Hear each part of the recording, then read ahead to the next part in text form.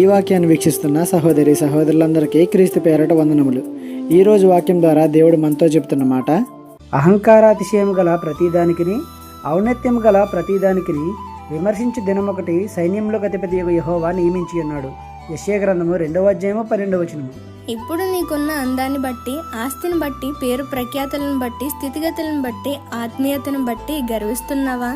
నేనే గొప్ప, అందరూ నన్నే పొగడాలి, నన్నే మెచ్చుకోవాలి, నాతోనే అందరికీ పని, నాకు ఎవరితోని పని లేదు, అవసరం లేదు అని గర్విస్తున్నావా? ఇప్పుడు నీ గర్వం, అహంకారం అణచగలవారు ఈ లోకంలో లేకపోవచ్చు, కానీ ఆ గర్వాన్ని అణచడానికి దేవుడు ఒక రోజును నియమించాడు. నువ్వు చేసిన ప్రతి అహంకారపు పనికి ప్రశ్న వేయడానికి సిద్ధంగా ఉన్నాడు.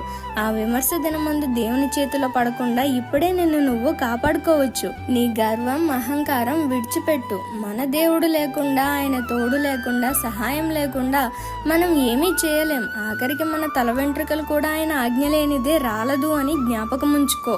ఈ చిన్న సువార్త పరిచర్యలో మీ సహోదరులు. God bless you. ఆమేన్.